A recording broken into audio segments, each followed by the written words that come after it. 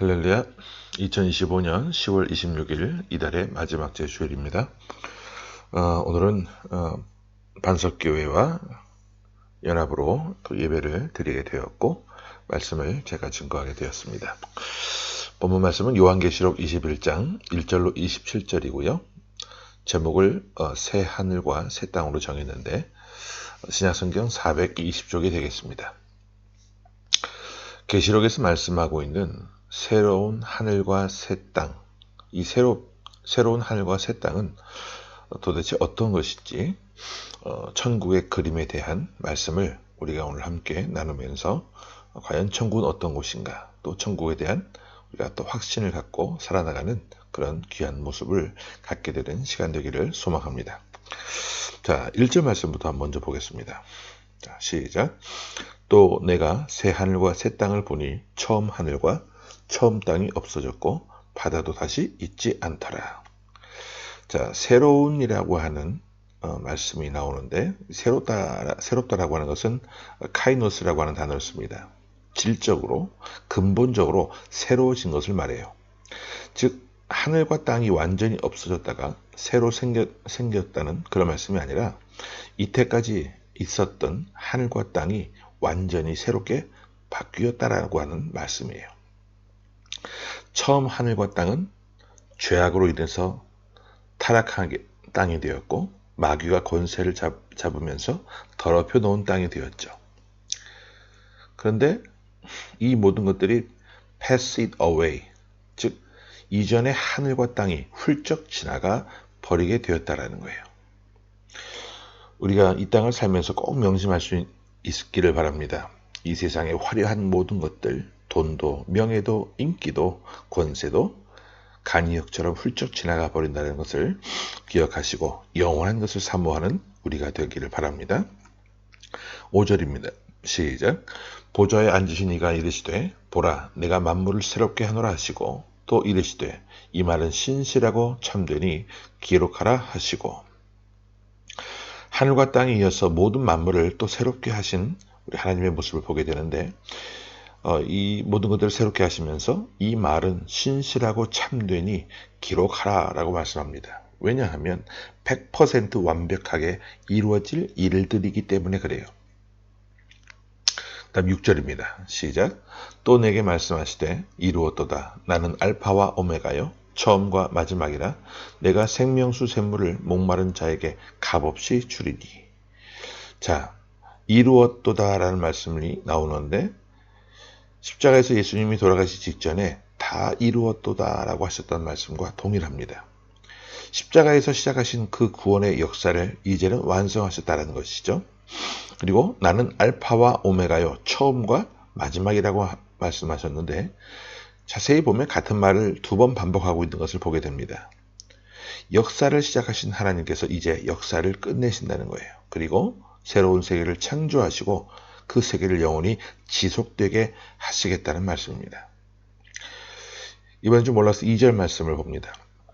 자, 시작. 또 내가 보매 거룩한 성 새 예루살렘이 하나님께로부터 하늘에서 내려오니 그 준비한 것이 신부가 남편을 위하여 단장한 것 같더라. 구약 이스라엘의 수도는 예루살렘이죠. 하나님의 백성들이 거하는 곳이고 하나님의 성전이 있었던 곳입니다. 그러나 하나님의 백성들의 타락과 불순종으로 인해서 버림받아 이방인들의 손에 짓밟힘을 당하고 멸망당하게 됩니다. 지금도 이스라엘에 예루살렘이라고 하는 도시가 있긴 하지만 하나의 도시일 뿐 하나님의 영광이 가득한 곳은 아닙니다. 구약의 예루살렘은 이 새 예루살렘의 모형이죠. 그런데 여기 보면 준비한 것이 신부가 남편을 위하여 단장한 것 같더라 라고 말씀합니다. 결혼 예식을 통해서 신부는 자신의 베스트를 최상의 모습을 남편에게 보여주게 되잖아요. 자, 이러한 모든 것들이 신부가 남편을 위해서 준비하는 것처럼 우리도 그러한 모습으로 살아가야 한다는 것을 꼭 명심할 수 있기를 바랍니다. 8절 말씀입니다. 시작. 그러나 두려워하는 자들과 믿지 아니하는 자들과 흉악한 자들과 살인자들과 음행하는 자들과 점술가들과 우상 숭배자들과 거짓말하는 모든 자들은 불과 유황으로 타는 못에 던져지리니 이것이 둘째 사망이라. 자, 천국이 좋은 이유가 있습니다. 그것은 뭐냐 하면 죄악이 없고요, 마귀가 없어요. 여기 보면 두려워하는 자들이 나오는데 핍박으로 말미암아 신앙을, 믿음을 저버리고 악에 굴복해버린 사람들을 말합니다. 그리고 믿지 아니하는 자들은 아예 복음을 거부한 불신자들을 말하죠. 그리고 흉악한 자들이란 사탄을 추종하고 음란의 노예가 된 사람들을 말합니다. 그리고 점성가들과 우상 숭배자들은 모두 거짓된 종교 행위로 인해서 하나님을 노엽게 한 사람들을 말해요. 그 다음 거짓말하는 자들이 나오죠. 하나님의 진리를 거스르는 이단 사상을 유포하는 그런 거짓 선지자들을 말합니다. 3절입니다. 시작. 내가 들으니 보좌에서 큰 음성이 나서 이르되 보라, 하나님의 장막이 사람들과 함께 있음에 하나님이 그들과 함께 계시리니 그들은 하나님의 백성이 되고 하나님은 친히 그들과 함께 계셔서. 자, 천국은 하나님의 장막이 사람들과 함께 있는 곳이에요. 성막 안에는 하나님의 말씀을 상징하는 언약궤가 있죠. 하나님의 임재가 있던 곳에 하나님의 말씀이 있습니다. 그래서 성막이라고 하는 것은 하나님의 임재를 말합니다. 그리고 천국이 좋은 것은 그곳이 금은보화가 많아서도 아니고 시설이 좋아서도 아니라 하나님의 임재가 충만하기 때문에 그래요. 물론 이 땅에서도 우리가 예배를 통해서 주님의 임재를 경험할 수 있지만 그것은 지극히 부분적인 경험일 뿐이고 천국에서 충만한 하나님의 임재하심을 우리가 느끼며 경험하며 하나님과 동행하는 삶을 살 수 있다는 것이 얼마나 귀한 것인지를 우리가 그런 삶을 사모하며 살아나가는 모습이 있어야 되겠습니다. 이어서 4절입니다. 시작. 모든 눈물을 그 눈에서 닦아주시니 다시는 사망이 없고 애통하는 것이나 곡하는 것이나 아픈 것이 다시 있지 아니하리니 처음 것들이 다 지나갔음이로라. 고통으로부터의 완전한 해방이 있는 곳이 바로 천국입니다. 여기 보면 눈물이 나오는데 인간의 모든 고통과 죽음과 슬픔과 불행을 상징하는 것이죠. 천국 소망, 천국 신앙으로 현재의 불확실성과 어려움을 우리가 이겨내는 모습이 있어야 돼요. 눈물로 기도하며 그 모든 것들을 기도하며 나아갈 때 하나님께서 우리의 눈물을 닦아주시는 그런 영광스러운 주님과의 만남을 우리가 기대하며 하루하루 살아나갈 수 있기를 바랍니다. 이어서 6절입니다. 시작. 또 내게 말씀하시되 이루어도다. 나는 알파와 오메가요. 처음과 마지막이라 내가 생명수 샘물을 목마른 자에게 값없이 주리니. 천국에서 우리에게 한없이 주시는 생명수는 구원의 기쁨이요 은혜의 감격이요 하늘의 축복과 성령의 기름 부으심을 말합니다. 주님은 목마른 자들을 불러 모습니다. 인생이 목마른 사람들, 피곤하고 지친 사람들, 외로움과 허무감에 사로잡혀 있는 그런 사람들까지 하나님 없는 우리 인생의 모습은 목마른 인생일 수밖에 없어요. 가짜 생명수가 아니라 진짜 생명수에 목말라 할 수 있는 우리 모습이 되기를 바랍니다. 이어서 7절 보겠습니다. 시작. 이기는 자는 이것들을 상속으로 받으리라. 나는 그의 하나님이 되고 그는 내 아들이 되리라. 이기는 자는요, 그리스도를 믿는 믿음을 가지고 어떤 환난이 닥쳐와도 끝까지 인내하면서 세상을 이기고 마귀를 이기는 자들입니다. 이긴다라고 하는 것은 군사적인 용어인데 전투에서 승리한다는 것이잖아요. 헬라어로 현재 진행형 동사로 표현하고 있는데 그 이유는 싸움이 지금도 계속되고 있기 때문에 그렇습니다. 여기서 보면 상속으로 받는다고 했는데 이기는 사람들이 이기는 자들이 받는 천국의 상급 4절에서 6절에 나온 말씀들을 여러분들이 살펴보시면 어떤 상급을 받게 되는지 이미 우리가 살펴보았어요. 우리가 정말 구원을 얻되 영광스러운 구원을 얻을 수 있기를 바라요. 부끄러운 구원이 아니라 정말 천국형 막차 열차에 간신히 타는 것도 복일 수 있겠지만 이 땅에서 하나님 말씀에 순종하며 겸손하며 묵묵히 낮은 자리에서 섬기는 삶을 통해 우리가 정말 영광스러운 구원을 사모하며 살아나가는 그런 모습이 있기를 간절히 주의 이름으로 축원합니다. 아멘. 이어서 9절입니다. 시작. 7 대접을 가지고 마지막 7 재앙을 담은 7 천사 중 하나가 나와서 내게 말하여 이르되 이리 오라. 내가 신부 곧 어린 양의 아내를 내게 보이리라 하고. 천사가 나옵니다. 여기 어린 양은 예수 그리스도를 말하고 거룩한 성 예루살렘은 그리스도의 영적 신부인 성도들이 살게 될 곳을 말해요. 그래서 10절 보겠습니다. 시작. 성령으로 나를 데리고 크고 높은 산으로 올라가 하나님께로부터 하늘에서 내려오는 거룩한 성 예루살렘을 보이니. 자, 천사가 중요한 역할을 해요. 그런데 더 중요한 것은 무엇이냐? 하나님의 영이신 성령의 인도하심이라는 거예요. 성령으로 인도함을 받는 저와 여러분의 모습이 될 수 있기를, 매일매일 성령의 인도함을 받는 그런 삶을 소망하며 살아나갈 수 있기를 바랍니다. 11절 23절을 연달아 봅니다. 시작. 하나님의 영광이 있어 그 성의 빛이 지극히 귀한 보석 같고 벽옥과 수정같이 맑더라. 그 성은 해나 달의 비침이 쓸데없으니 이는 하나님의 영광이 비치고 어린 양이 그 등불이 되십니다. 천국은 하나님의 영광이 가득한 곳인데 여기서 하나님의 영광은 구약시대 지성소에 임했던 하나님의 영광인 쉐카이나 곧 하나님의 임재를 말합니다. 그 성의 빛이 나오는데 빛 자체를 뜻하는 것이 아니라 빛을 받아 반짝이는 물체, 그러니까 빛을 투영해내는 어떤 물체를 말하는 거예요. 즉 예루살렘에 있는 그 성의 빛은 그 자체가 바라는 빛이 아니라 하나님의 영광을 투영한 빛이라는 것이죠. 그래서 천국은 하나님의 빛으로 충만한 곳이라는 것을 우리가 알 수 있게 됩니다. 27절 봅니다. 시작. 무엇이든지 속된 것이나 가증한 일 또는 거짓말하는 자는 결코 그리로 들어가지 못하되 오직 어린 양의 생명책에 기록된 자들만 들어가리라.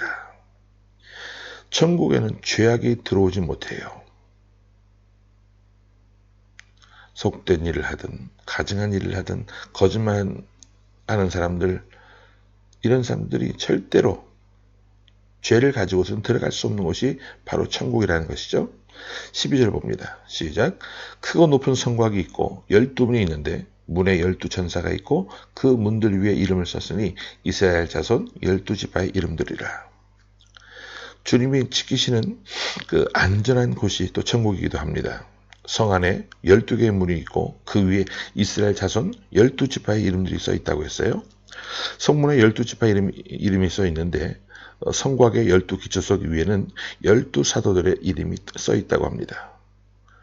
구약성경에서 하나님의 백성을 대표하는 사람이 12지파이고 신약성경에서 그리스도의 모든 그런 제자들을 또 교회 지도자들을 대표하는 사람들이 바로 12제자잖아요. 즉 이들은 구약시대와 신약시대를 통틀어서 모든 시대 속에서 하나님의 선택을 받아 구원받고 하나님을 섬겼던 하나님의 백성들이라고 하는 사실입니다. 12는 천국의 주인공이 되는 하나님의 백성을 대표하는 상징적인 어떤 숫자라는 겁니다. 이어서 21절 시작. 그 12문은 12진주니 각 문마다 한 개의 진주로 되어 있고 성의 길은 맑은 유리 같은 정금이더라. 12문은 진주로 되어 있었다고 합니다. 왜? 여러분 진주가 어디서 나와요? 조개가 고통 속에서 인내하는 가운데 만들어낸 것이 바로 진주이지 않겠습니까? 우리가 받는 고통들이 아름답게 변해서 고난을 통해서 만들어낸 그런 영광을 갖게 된다는 것을 상징적으로 말씀해주고 있는 겁니다. 여러분들이 현재 만약에 어떤 고난을 겪고 있는 분들이 있다고 한다면 인내하면서 그 고난을 영광으로 바꿔나갈 수 있는 그런 귀한 인생의 모습이 될 수 있기를 바랍니다. 주님을 의지하면서 우리 15절부터 17절까지를 봅니다. 시작. 내게 말하는 자가 그 성과 그 문들과 성곽을 측정하려고 금 갈대자를 가졌더라. 그 성은 네모가 반듯하여 길이와 너비가 같은지라 그 갈대자로 그 성을 측량하니 12,000 스타디온이요 길이와 너비와 높이가 같더라. 그 성곽을 측량함에 144 규빗이니 사람의 측량 곧 천사의 측량이라. 여러분 10이라고 하는 숫자는 3이나 7과 함께 완전수를 상징합니다. 성곽을 측정해 봤더니 144 규빗이라고 그랬는데 144라고 하는 숫자 역시 12의 제곱으로서 실제 수치가 아니라 성곽의 완전성을 나타내는 말이에요. 거룩한 성은 가로 세로 높이의 길이가 모두 똑같은 12,000 스타디온 약 2,400km를 말하는 것인데 완전한 정입방향의 형태라고 말씀하고 있죠. 자, 22절입니다. 시작. 성 안에서 내가 성전을 보지 못하였으니 이는 주 하나님 곧 전능하신 이와 및 어린 양이 그 성전이십니다. 거룩한 성 안에 자기가 있는데 성전을 보지 못했다 이야기합니다. 자, 천국은 어떤 곳이라고 말씀을 드렸어요? 주님의 임재가 가득한 곳이라고 말씀드렸죠.